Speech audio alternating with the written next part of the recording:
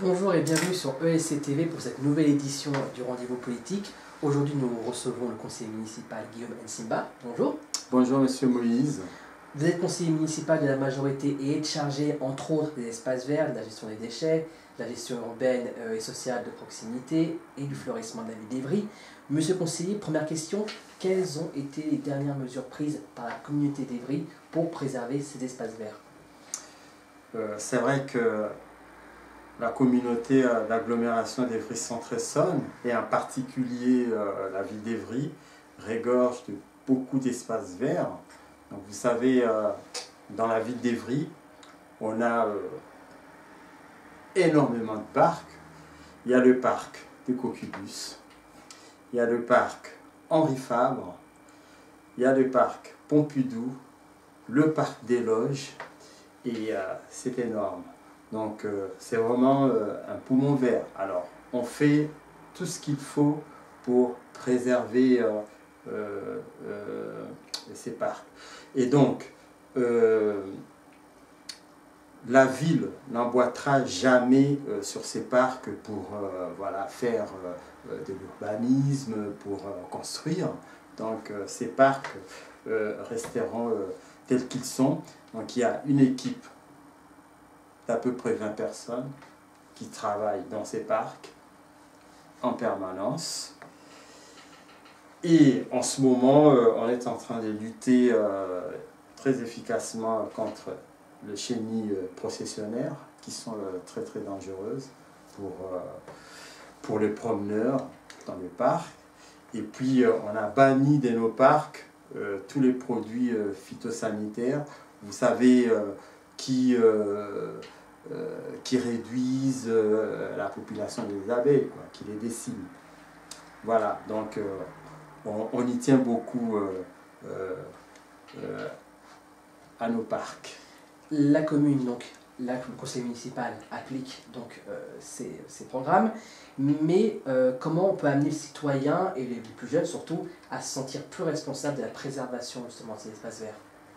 Bon, justement, c'est par sans doute la pédagogie, parce que la communauté d'agglomération a mis en place un service conduit voilà, par un groupe des jeunes.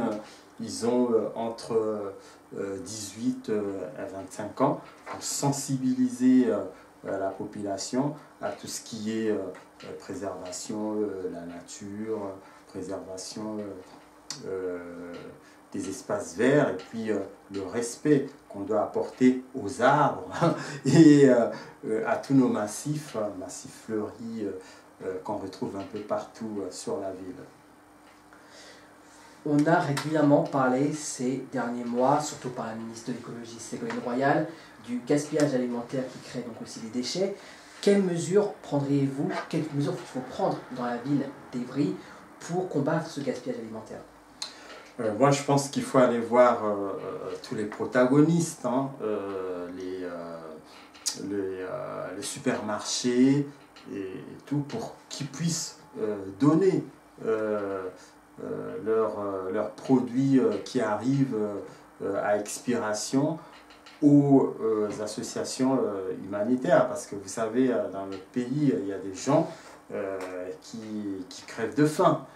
Donc j'étais les aliments qui sont encore bons à la consommation, même si la date est un tout petit peu dépassée, moi je trouve ça immoral.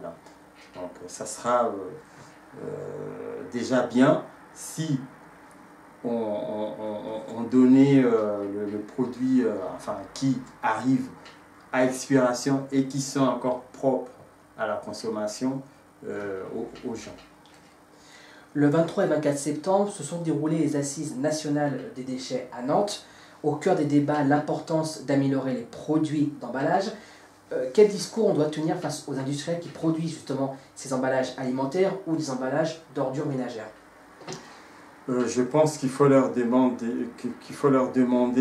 de réduire donc, la grosseur, si je peux m'exprimer ainsi, de leurs emballages, et puis peut-être de faire aussi usage d'emballages je veux dire, écologiques, qui sont facilement biodégradables.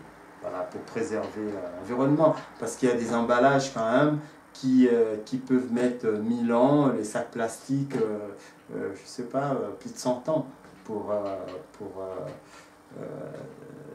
se dégrader. Donc il faut peut-être changer de procédé, hein, de fabrication d'emballage.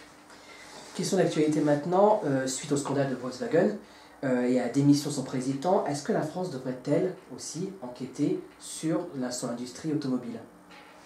Moi, je pense que c'est un gros scandale et c'est pas normal que les consommateurs soient floués de cette manière, parce qu'il y en a qui sont très à cheval à l'écologie, qui achetaient des voitures Volkswagen parce qu'on leur vendait que c'était des voitures qui étaient non polluantes.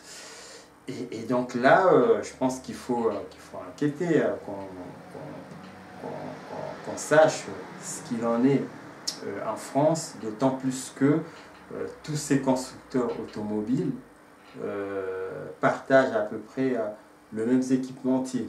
Voilà, donc les équipementiers travaillent aussi bien pour Volkswagen, PSA et les autres. Donc il faut voir si les mêmes logiciels ne se retrouvent pas dans nos Citroën.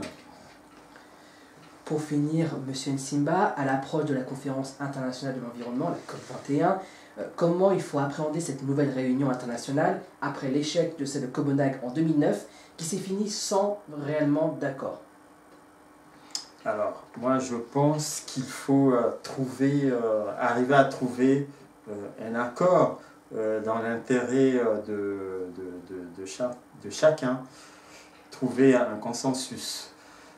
Parce qu'on est quand même dans un moment critique, hein, de notre planète, où il y a du réchauffement climatique, il y a la montée de la mer, les inondations.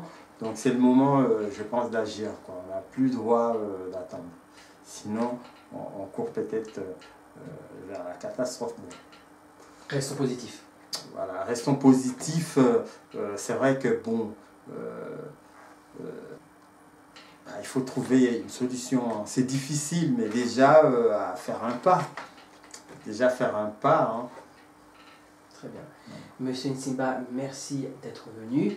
Nous, on se retrouve bientôt pour une nouvelle édition du Rendez-vous politique sur ELC TV.